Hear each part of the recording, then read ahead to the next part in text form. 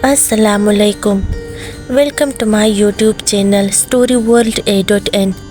तमाम video updates के लिए स्टोरी वर्ल्ड A.N को सब्सक्राइब करके बेल नोटिफिकेशन को ऑन कर दें। तो आइए सुनते हैं आज की वीडियो में आसिया भी दुल्हन का पुरस्कार किस्सा। दुल्हन के लिबास में मलबूस वो लड़की आज भी बेइंतहा हसीन लग रही थी। सुर्ख याकूती लबों पर हल्का सा तबस्सुम उसके हुस्न में मज़ीद इजाफा कर रहा था। चांद की रोशनी उसके चेहरे पर पड़ी तो एक लम्हे के लिए राशिद को लगा जैसे वो दरहकीकत चांद ही को देख रहा है। उसकी खूबसूरत लंबी पलकों ने आंखों को ढांक रखा था। पलकों का उठना जैसे हर सुचक्का चूंद कर गया। इंतहाई नशीली आंखों में शर्म हया का समंदर ठाटे मार रहा था। आज फिर से उसकी पाजेब की छंकार ने राशिद की नींद तोड़कर उसे लॉन की तरफ आने पर मजबूर कर दिया था। हस्बे मामूल वो लॉन के कोने में पेड़ों के घने झुंड के करीब ही बैठी थी। राशिद को आता देखकर वो अपनी जगह से उठ खड़ी हुई। राशिद हवन्नुकों की तरह उसे देखने लगा। देखो, मेरी मेहंदी का रंग फैल गया। हाथों में कांच की सुर्ख चूड़ियाँ पहने उसने अपने हाथ राशिद की तरफ बढ़ाए। उसके हाथों पर मेहंदी का रंग वाकई फैल चुका था। वो बहुत सादा सी मेहंदी थी जो अक्सर औरतें लगाती है, हथेली के बीचों बीच दायरे की सूरत में। लेकिन दुल्हन के लगे हाथों पर मेहंदी का दायरा बिगड़ चुका था और मेहंदी का लाल रंग गहरा हो गया था। फिर देखते ही देखते वो रंग मज़ीद गहरा होता गया और राशिद को लगा जैसे वो मेहंदी का नहीं खून का रंग है। वो रंग गहरा होते होते मज़ीद फैलने लगा। दुल्हन के चेहरे पर आहिस्ता आहिस्ता कर्ब व आज़ियत के तासुरात उभरने लगे। बढ़ते बढ़ते वो दाग सारे हाथों पर फैल गया और फिर उससे खून की बूंदें टपकने लगी। दुल्हन धीमी आवाज़ में कराहने लगी, लेकिन राशिद बूद बना सारा मंजर देखता रहा। मेहंदी का वो दायरा जो अब खून का दायरा बन चुका था, बढ़ते बढ़ते दुल्हन की पूरी खलाई और फिर पूरे जिस्म पर फैल गया। पूरे जिस्म से खून की बूंदें टपकने लगी। खून बहुत तेज़ी से घास में जज्ब हो रहा था और फिर दुल्हन का पूरा वजूद खून में डूब गया। अब राशिद के सामने चांद की चांदनी में अंधेरे लॉन में सिर्फ उस दुल्हन का लाल वजूद था, खून में डूबा वजूद, और दुल्हन की खुटी खुटी दर्द में डूबी सिसकियाँ सुनाई दे रही थी। खौफ के मारे राशिद थर थर कांपने लगा और आव दे का नताव उसने कमरे की तरफ दौड़ लगा दी। ये सिलसिला कई रोज से जारी था। राशिद इस सूरत हाल से बहुत परेशान था। उसे समझ नहीं आ रहा था कि क्या करे और क्या ना करे। गुज़िश्ता रात के वाक़े का सोच सोच कर उसका सर दर्द से फटा जा रहा था। वो होटल की टेबल पर अकेला बैठा चाय के 5 कप पी चुका था, लेकिन सुकून फिर भी मुयस्सर नहीं था। आखिर कौन है वो दुल्हन? मुझे क्यों नज़र आती है? मेरा क्या वास्ता है उससे? कहीं मैंने ज़िंदगी में किसी दुल्हन के साथ ज़्यादती तो? और फिर उसका जहन माजी में डूब गया, लेकिन उसका किसी दुल्हन या जवान लड़की से कभी वास्ता नहीं पड़ा था। तक हार कर उसने दोबारा एक कप चाय से भरा और होंठों से लगा लिया। सामने देखा तो जैसे पलकें झपकाना ही भूल गया। होटल के बाहर वाले रोड पर एक इंतहाई खूबसूरत लड़की अपनी किताबें सड़क से उठा रही थी। शायद उसे किसी की ठक्कर लग गई थी और अब वो अपना बिखरा हुआ सामान समेट रही थी। राशिद के दिल से रात वाली सारी बातें लम्हा भर के लिए निकल गई। उसकी उम्र 27 साल थी, लेकिन आज तक किसी लड़की ने उसके दिल के तारों को इस शिद्दत से नहीं झंझोड़ा था। वो मबूस सा होकर उस हसीना बाकमाल को शीशे से बाहर देखता रहा। राशिद का दिल तो जैसे धड़कना ही भूल गया था। उसे ये भी एहसास ना हुआ कि कब उसके कप में मौजूद चाय मेज़ पर गिर गई। एक्सक्यूज़ मी सर, आप ठीक तो हैं ना? वेटर की आवाज़ पर राशिद होश व हवास की दुनिया में लौट आया। हाँ, ओह ये क्या हुआ? और राशिद जल्दी से उठकर खड़ा हो गया, क्योंकि चाय मेज़ से होती हुई अब उसके कपड़ों पर गिरने लगी थी। मेज़ पर रखा राशिद का सेल फोन भी पूरी तरह गीला हो चुका था। ओह सो सॉरी। राशिद ने 1000 का नोट वेटर की तरफ बढ़ाया और सेल फोन, जिसे पहले ही वेटर उठाकर कपड़े से साफ कर चुका था, उठाकर उजलत में बाहर को दौड़ा। वो बस जाते हुए वेटर से इतना ही कह पाया, साफ कर लेना और टिप तुम रख लो। और वेटर हैरान होकर उसे देखता ही रह गया, जो सिर्फ 50 रुपए के एवज 1000 का खड़कता नोट उसके हाथ में थमा चुका था। बाहर आकर राशिद को परेशानी का सामना करना पड़ा क्योंकि वो अप्सरा अब बाहर नहीं थी। राशिद का मुंह लटक गया। वो सड़क पर उसी जगह खड़ा था जहां उसने अब कुछ देर पहले उस शमई हुसन को अपनी तमाम तर्रानाइयों के साथ देखा था। फिर पता नहीं कब वो अपनी लंबी कार में बैठा और घर पहुंचा। कमरे में आकर बिस्तर पर गिर गया। वो तो बस जिस्मानी तौर पर ही घर आया था, उसका सब कुछ तो जैसे सड़क पर बिखर गया था। ना जाने कब रात हुई, नींद ने उसे अपनी बाहों में ले लिया। आज वो दोबारा उसी होटल में उसी टेबल पर मौजूद था। उसकी नज़रें बदस्तूर सड़क पर आने जाने वाले लोगों पर मरकूज थी। आज चाय का एक कप भी उसने ना पिया, बल्कि चाय खुद भी एक प्याले में इंतज़ार करते करते ठंडी पड़ गई। आज उसके मांगे बगैर ही वेटर ने उसकी फेवरेट चाय उसके टेबल पर पहुंचा दी थी। अचानक उसका इंतज़ार ख़त्म हुआ और वो खुशी से उछल पड़ा। 3-4 किताबों को सीने से लगाए गुलाबी कमीज शलवार में मलबूस वो आगे बढ़ रही थी। फिर इरादी तौर पर होटल के करीब से गुजरते हुए उसने राशिद पर भी एक सरसरी सी नज़र डाली और राशिद फिर से दुनिया व माफियत से बेगाना हो गया। 1-2 लम्हे बाद जब वो सामने आई और फिर उसका राशिद को देखना, राशिद सकती किसी कैफियत में भी खुद सा उसको देखने में मगन था। होश की दुनिया में वो उस वक़्त आया जब वो महताब चेहरा नज़रों से ओझल हुआ। Oh hello! राशिद कल की तरह भागता हुआ बाहर आया, लेकिन कल की तरह आज भी उसे आने में देर हो चुकी थी। दिन रात राशिद उसी के ख्यालों में गुम रहने लगा। हर लम्हा हर घड़ी उसकी मोहब्बत राशिद को सताती रही। वो तो पहली नज़र के प्यार में ही बुरी तरह गिरफ्तार हो चुका था और ऐसा उसकी ज़िंदगी में पहली मर्तबा हुआ था। ज़िंदगी में तो जैसे बहार आ गई थी। राशिद ना तो उसका नाम जानता था और ना उसे उसके घर और ना ख़ानदान का पता था। बस एक जज्बा था जो अचानक शुरू हुआ और अब उसके अंदर जैसे आतिश फशां पट रहे थे। आज राशिद ने उससे बात करने का पक्का इरादा कर लिया था। वो सड़क की साइड पर अपनी मर्सिडीज से ठेक लगाए खड़ा था। ये सड़क काफ़ी गुंजानाबाद थी, इसलिए काफ़ी लोग आ जा रहे थे। उसे खड़े खड़े 2 घंटे हो चुके थे। राशिद की नज़रें उसी को ढूंढ रही थी। उसके दिलो दिमाग से दुल्हन वाला खौफ बिल्कुल ख़त्म हो चुका था।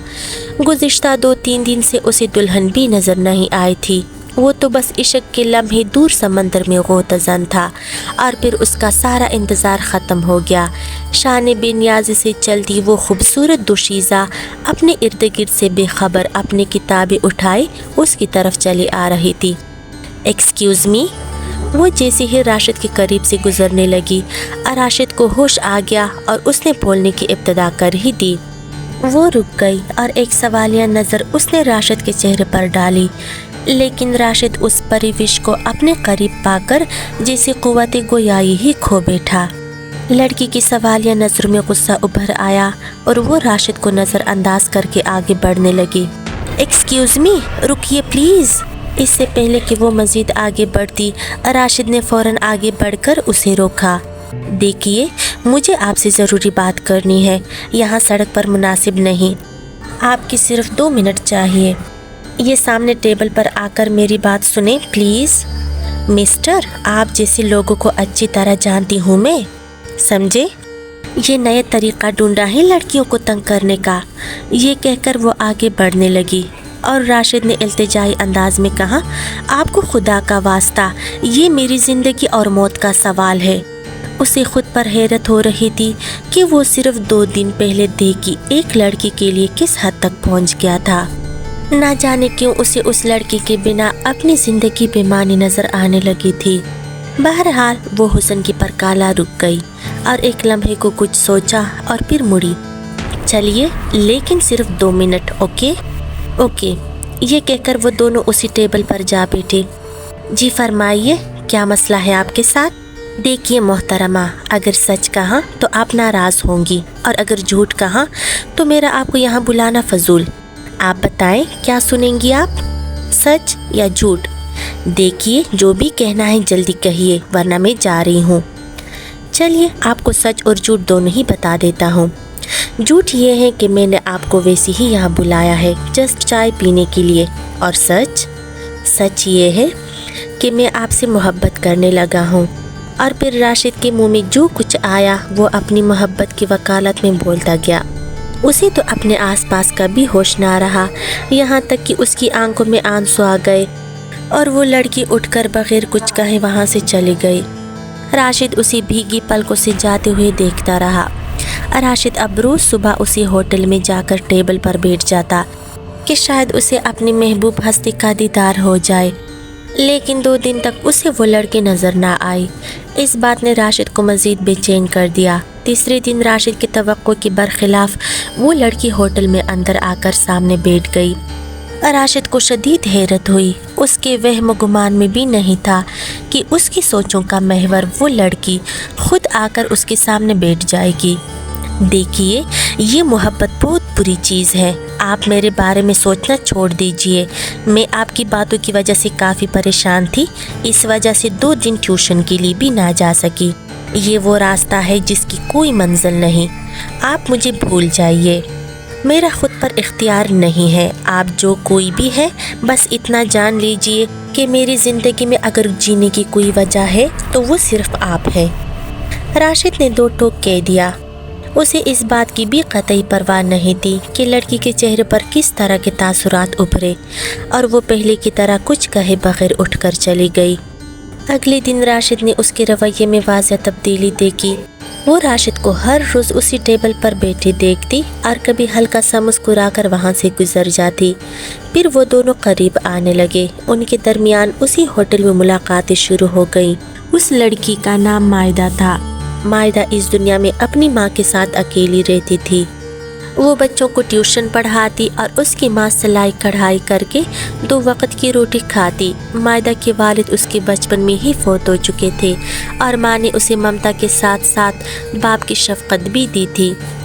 مائدہ راشد سے پیار تو کرنے لگی تھی، لیکن راشد بہت امیر کبیر گھرانے اور سٹیٹس کا مالک تھا، جبکہ مائدہ ایک انتہائی غریب گھر میں پلی بڑی تھی، اور یہ اونچ نیچ کا فرق اسے پریشان کیے جا رہا تھا۔ آخر راشد کے آس پاس کے امیر کبیر دوست و احباب کیوں کر اس رشتے پر رضامند ہو جائیں گے، لیکن راشد نے اسے یقین دلایا کہ جینا مرنا میرا تمہارے ساتھ ہی ہے اور اس کے لیے وہ سب کچھ چھوڑ سکتا ہے، اس لیے وہ قدرے مطمئن ہو گئی۔ پھر راشد کی نسبت مائدہ سے طے ہو گئی۔ دونوں بے انتہا خوش تھے۔ مائدہ چونکہ غریب گھرانے سے تھی، اس لیے فنکشن نہایت سادہ اور نفیس طریقے سے ترتیب دیا گیا۔ راشد کے دوست و احباب وغیرہ نے شروع میں کافی باتیں بنائی، لیکن انہیں راشد کی ضد کا بخوبی علم تھا، اس لیے وہ راشد کی خوشی میں خوش ہو گئے۔ شادی 2 مہینے بعد ہونا طے پائی۔ مائدہ نے راشد کو پہلے ہی بتا دیا تھا کہ اس کی فیملی میں نسبت طے ہونے کے بعد سے شادی ہونے تک لڑکے لڑکی کا ملنا معیوب سمجھا جاتا ہے، اس وجہ سے اس نے گھر سے نکلنا چھوڑ دیا تھا۔ دونوں گھرانوں میں شادی کی تیاریاں شروع ہونے لگی اور پھر ہر طرف خوشیاں رقص کرنے لگی، لیکن کون جانتا تھا کہ اس خوشیوں بھری بہار کے پیچھے کتنا غمگین دکھ بھرا موسم آنے والا ہے۔ آنے والے سہانے دنوں کے سپنے دیکھتے دیکھتے راشد کی آنکھیں بند ہو گئی۔ وہ بستر پر چت لیٹا مائدہ کے سپنوں میں ڈوبا ہوا تھا کہ نیند کی وادیوں میں بسنے والوں کا ساتھی بن گیا۔ چھن چھن چھن گھنگرو کی مدھم سی آواز اس کے کانوں میں پڑتی ہی اس نے آنکھیں کھول دی۔ وال کلاک رات کے 2 بجا رہی تھی۔ اس نے اپنا وہم سمجھ کر سائیڈ بدلا اور آنکھیں موند لی۔ چھن چھن چھن ایک مرتبہ پھر اسی وہی چھن چھناتی آواز اسے آنکھیں کھولنے پر مجبور کر گئی۔ چاند کی روشنی کھڑکی کے شیشوں سے اندر آ رہی تھی۔ ماحول بڑا ہی خوابناک ہو رہا تھا۔ وہ اٹھ بیٹھا۔ آواز نیچے سے آ رہی تھی۔ وہ اٹھا اور کمرے کا دروازہ کھول کر نیچے آ گیا، لیکن وہاں پر ہر طرف خاموشی کا راج تھا۔ دلہن کا واقعہ جو پہلی بھی اس کے ساتھ پیش آ چکا تھا وہ اس کے ذہن میں گھومنے لگا۔ تو کیا پھر سے؟ دلہن اپنی تمام تر رعنائیوں اور ہولناکیوں کے ساتھ لون کے کونے میں اپنا لال لہنگا پہنے بیٹھی تھی۔ راشد کا دل اتنے زور سے دھڑکنے لگا کہ جسے ابھی سینے سے باہر آ جائے گا۔ دلہن کا وجود خون میں نہلا دیا گیا تھا اور راشد ایک چیخ مار کر وہی لون میں گر کر بے ہوش ہو گیا۔ صاحب جی اٹھے، صاحب جی خیریت تو ہے نا؟ 2 نوکروں نے راشد کو اٹھا کر اندر کمرے میں لایا۔ ہاں کچھ نہیں، تم چائے بناؤ جا کے۔ ناشتے کی ٹیبل پر اسے رات کا واقعہ یاد آ گیا۔ दुल्हन ना जाने कौन है वो, आखिर मेरा क्या ताल्लुक है उससे, क्यों पड़ गई है मेरे पीछे। कई सवालात उसके जहन में उभरे। राशिद के साथ दुल्हन का दिल दहला देने वाला वाक़या एक मर्तबा फिर से शुरू हो चुका था। कभी वो राशिद को रात में नज़र आती तो कभी दिन के वक़्त, और हर बार इंतहाई दहशतनाक मंजर दिखाई देता जिसे राशिद देख भी ना पाता।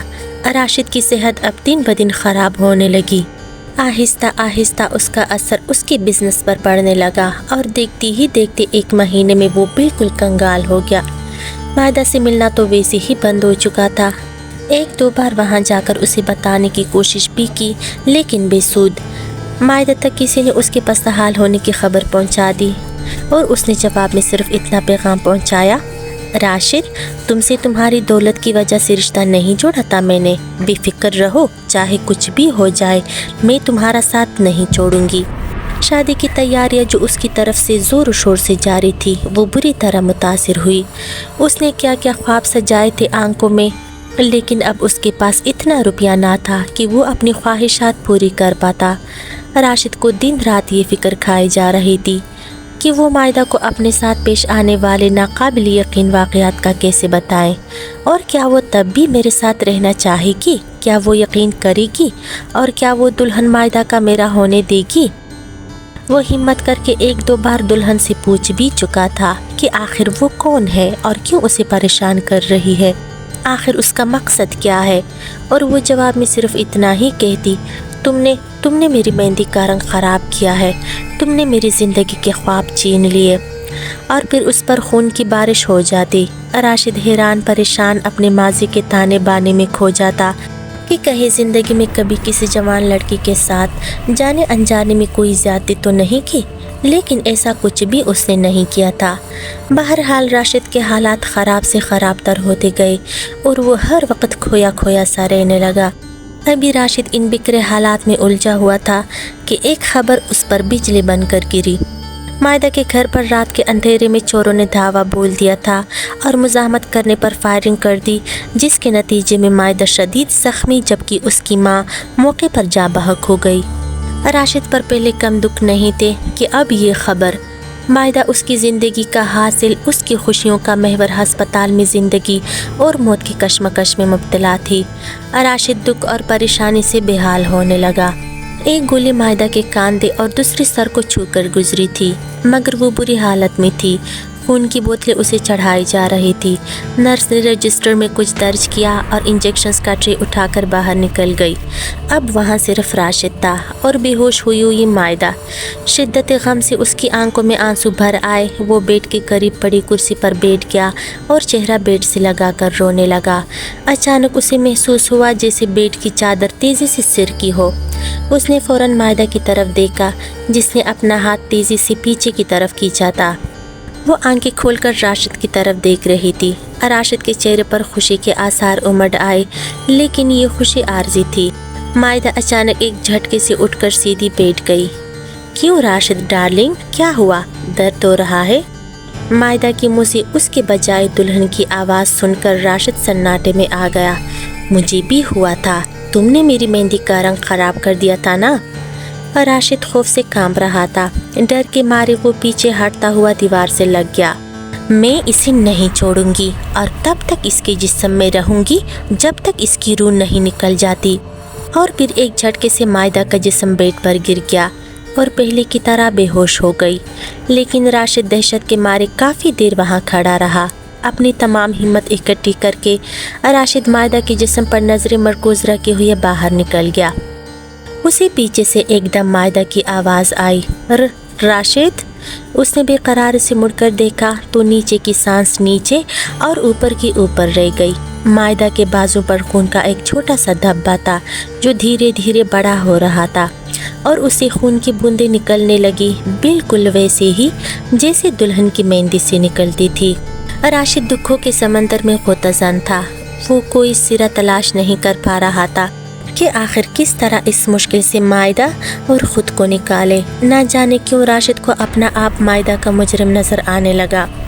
राशिद ने अपना चेहरा हाथों में छुपा लिया और फूट फूट कर रोने लगा। आखिर क्या करूं? कहाँ जाऊं मैं? कौन हो तुम? क्यों मेरे पीछे पड़ी हो? आखिर क्यों? क्या चाहती हो तुम? मौत, मायदा की मौत, तुम्हारी मौत। कमरे में दुल्हन की भयानक आवाज़ गूंजी। वो सामने दीवार के पास खड़ी कहर बरसाती नज़रों से राशिद को घूर रही थी। शान बिन्याजी से पाजेब को छनछनाती वो राशिद के करीब आई। वो इंतहाई हसीन थी। राशिद ने इतनी हसीन दुल्हन पहले कभी नहीं देखी थी, लेकिन आज उसका हुस्न राशिद को बहुत भयानक लग रहा था।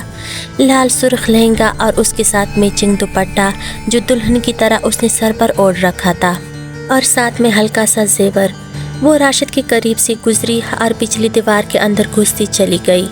मायदा की हालत नहीं संभल रही थी और ना ही हालात बेहतर हो रहे थे, और दुल्हन के सामने एक ऐसा खौफ उस पर तारी हो जाता था कि वो कुछ बोलने से कासिर हो जाता था। वो सिर्फ इतना पूछता कि आखिर मैंने तुम्हारा क्या बिगाड़ा है? तुम कौन हो?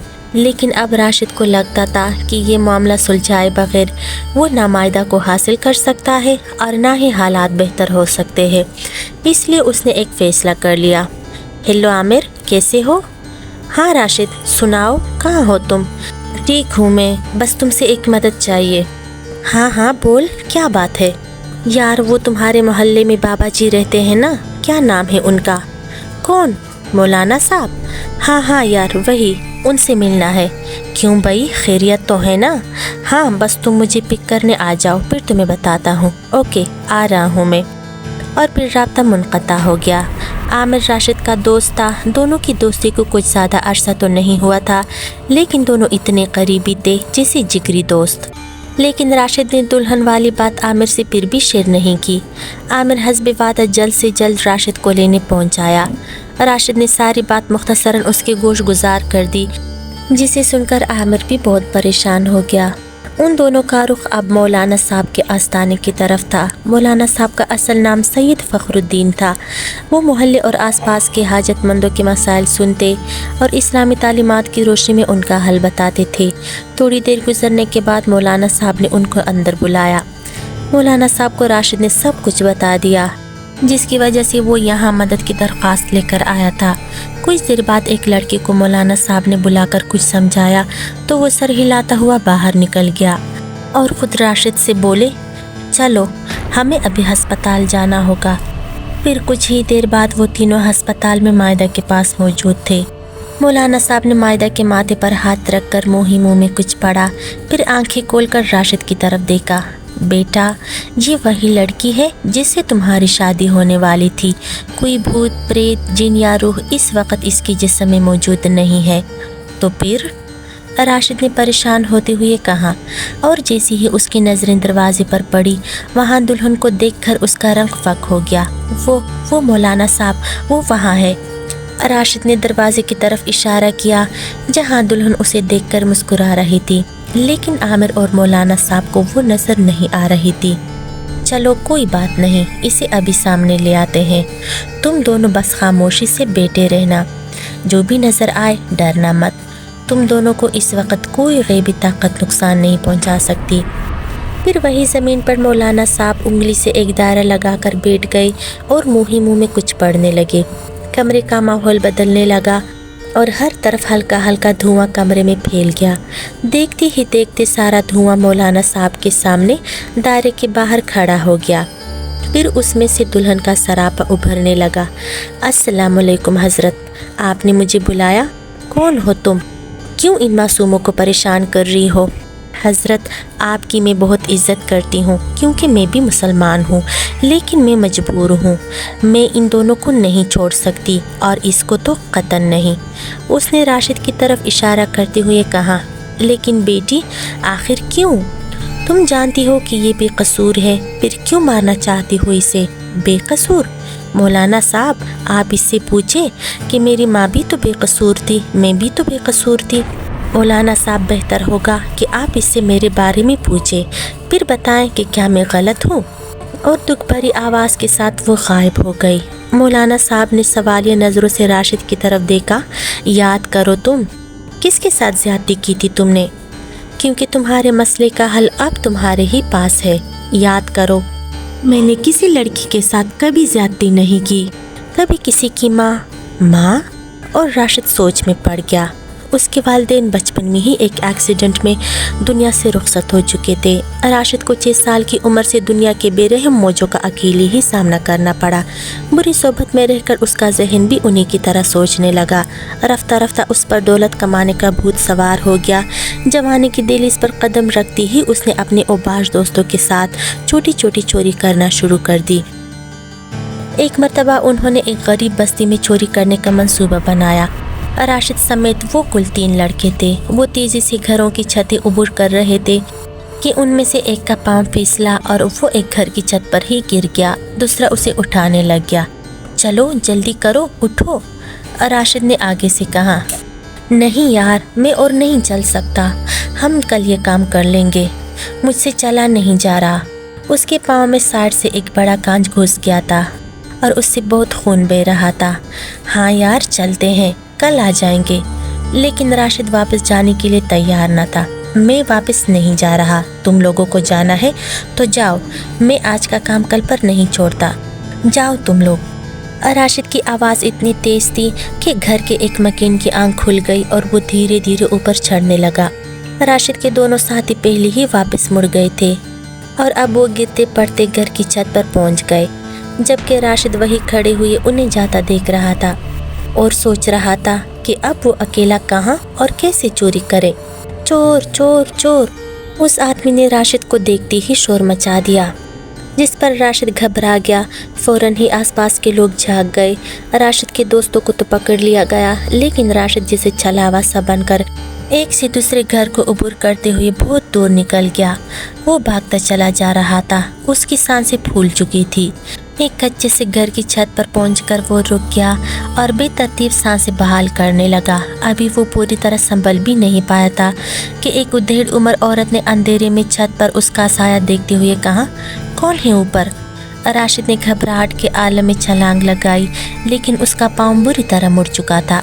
وہ چھت پر ہی گر گیا۔ دوسری طرف وہ عورت جلدی جلدی اوپر آ رہی تھی۔ آس پاس کے لوگ ابھی نہیں جاگے تھے۔ راشد نے پین کی جیب میں پستول نکالا اور مطمئن ہو گیا، کیونکہ اس کے پستول کو وہ ہمیشہ کی طرح سائلنسر لگانا نہیں بھولا تھا۔ اس نے پستول کا رخ سیڑھیوں کی طرف کر کے نشانہ بنایا اور جیسے ہی عورت کا سر نظر آیا اس نے فائر کر دیا۔ خاموش فائر۔ پھر کس طرح خود کو گھسیٹتے ہوئے وہ وہاں سے نکلنے میں کامیاب ہو گیا اور پل کو بھی اس نے مڑ کر نہ دیکھا کہ پیچھے کیا ہوا۔ وقت کے ساتھ ساتھ یہ واقعہ اس کے دماغ سے نکل گیا۔ اسے دولت ملی، بے پناہ ملی، اور پھر اس نے چوری بھی چھوڑ دی۔ اپنا بزنس اسٹیبل کر کے خوش شہانہ زندگی گزارنے لگا۔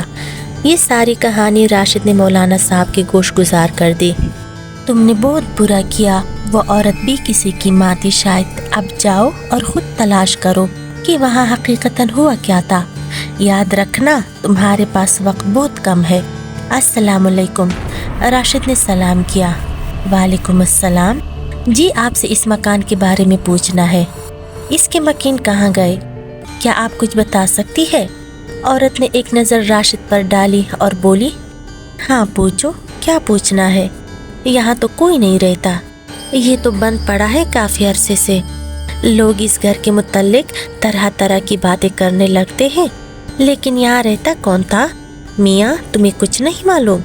جی نہیں، پلیز میری مدد کیجیے، مجھے بتائیے۔ آؤ اندر آ جاؤ۔ عورت نے اسے اندر بلا لیا اور وہ صحن میں پڑی کرسی پر بیٹھ گیا۔ یہاں جمیلہ آپا اپنی اکلوتی بیٹی فرزانہ کے ساتھ رہتی تھی۔ فرزانہ بہت خوبصورت تھی۔ وہ ایک لڑکے سہیل کو پسند کرتی تھی اور ان کی شادی بھی ہونے والی تھی۔ اس رات فرزانہ کی سہیلیاں اسے مہندی لگا کر اپنے گھروں کو چلی گئی اور فرزانہ دلہن بنی رات گئی اپنی مہندی کو دیکھ کر خوش ہو رہی تھی کہ اچانک چھت سے مٹی کا ایک ٹکڑا اس کے ہاتھوں پر گرا اور اس کی مہندی خراب کر گیا۔ وہ بہت غریب لوگ تھے اور اس کچے گھر میں بڑی مشکل سے گزارا کر رہے تھے۔ فرزانہ اپنی مہندی دیکھ کر پریشان ہو گئی اور ہاتھ دھونے کے لیے باہر آئی۔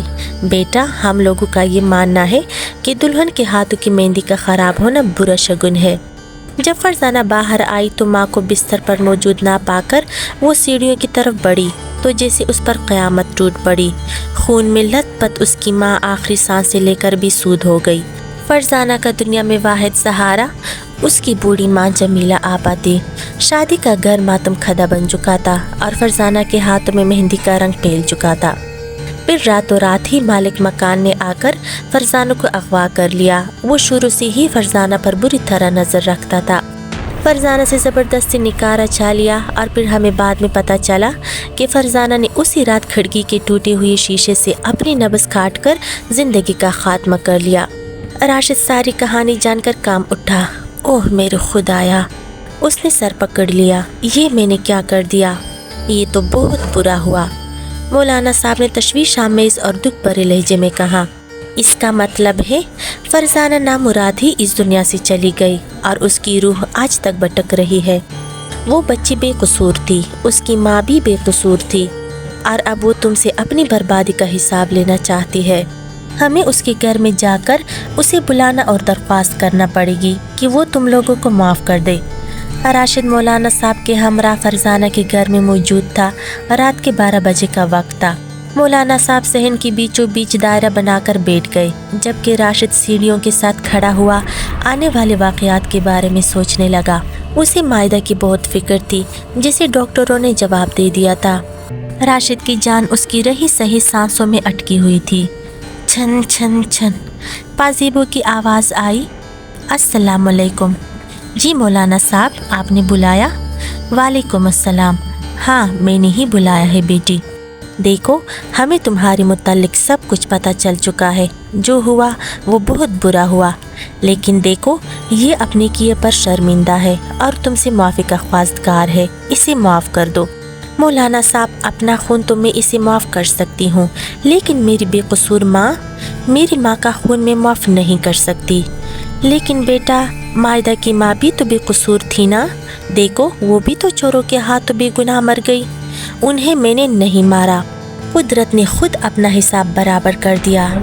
لیکن کیا مائدہ اور راشد کو مار کر تمہیں سکون مل جائے گا؟ کیا تمہاری زندگی میں پھر سے خوشیاں اور تمہاری ماں دوبارہ آ جائے گی؟ دیکھو بیٹا، سزا دینے والے سے معاف کر دینے والے کا درجہ بہت بڑا ہے۔ تم سے درخواست ہے، ان سے دور چلے جاؤ۔ نہیں مولانا صاحب، آپ مجھے مجبور مت کریں، میرے لیے یہ ناممکن ہے۔ بولتے بولتے وہ اچانک خاموش ہو گئی۔ مولانا صاحب اور راشد ان کی طرف دیکھنے لگے۔ وہ اپنی جگہ پر بت سی بن گئی۔ اس کی لمبی سیاہ آنکھیں گھر کے دروازے پر مرکوز تھی، جہاں ایک انجان شخص کھڑا اسے دیکھ رہا تھا، لیکن وہ شاید انجان نہ تھا۔ حلیے سے وہ کوئی معمولی سا فقیر لگ رہا تھا۔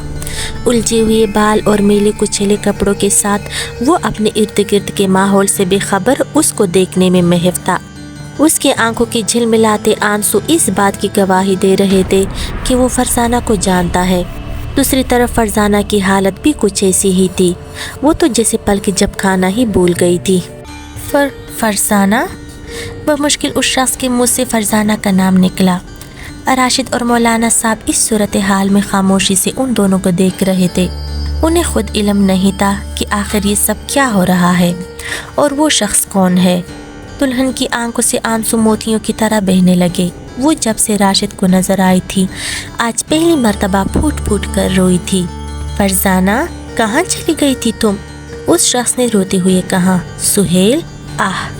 ٹپ ٹپ کرتے آنسو فرزانہ کے رخساروں سے ہوتے ہوئے نیچے گرنے لگے، جبکہ دوسری طرف راشد اور مولانا صاحب سہیل کا نام سن کر چونک پڑے۔ فرزانہ، میں تم سے درخواست کرتا ہوں، تم اسے معاف کر دو۔ میری بات سے انکار کر کے تم ہماری محبت کا مان مت توڑنا۔ تمہیں دنیا میں تمہیں حاصل نہ کر سکا، لیکن اب اس طرح بے سکون رہ کر مجھے مزید اذیت مت دو۔ بھیگی پلکوں اور بھرائی ہوئی آواز میں سہیل نے فرزانہ کے سامنے ہاتھ جوڑ دیے۔ فرزانہ نے اس کے ہاتھ دیکھ کر بے قراری سے کہا، نہیں سہیل، میرے سامنے ہاتھ مت جوڑو۔ میں جا رہی ہوں، مگر تم وعدہ کرو کہ اس جہاں میں مجھے ملو گے۔ تم آؤ گے نا؟ دلہن نے التجائی انداز میں کہا۔ اس کے لہجے میں اتنا درد تھا کہ مولانا صاحب اور راشد کی آنکھوں میں بھی آنسو اتر آئے۔ ہاں، ہم ہمیشہ کے لیے ملیں گے فرزانہ، وعدہ ہے میرا۔ روتے ہوئے سہیل نے اپنا منہ ہاتھوں میں چھپا لیا۔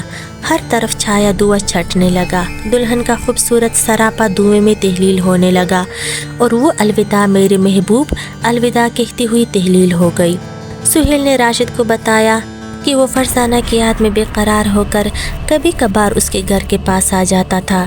کل اسے پڑوسن نے بتایا کہ ایک نوجوان بہت پریشان تھا اور فرزانہ کے بارے میں پوچھ رہا تھا۔ اس بات نے اسے مزید بے قرار کر دیا اور تب سے حقیقت جاننے کے لیے یہاں وہ روز آنے لگا اور آج فرزانہ کو دیکھ ہی لیا۔ دوسری طرف مائدہ نے ہسپتال میں آنکھیں کھولی اور ڈاکٹروں کے چہروں پر خوشی اور اطمینان کی لہر دوڑ گئی۔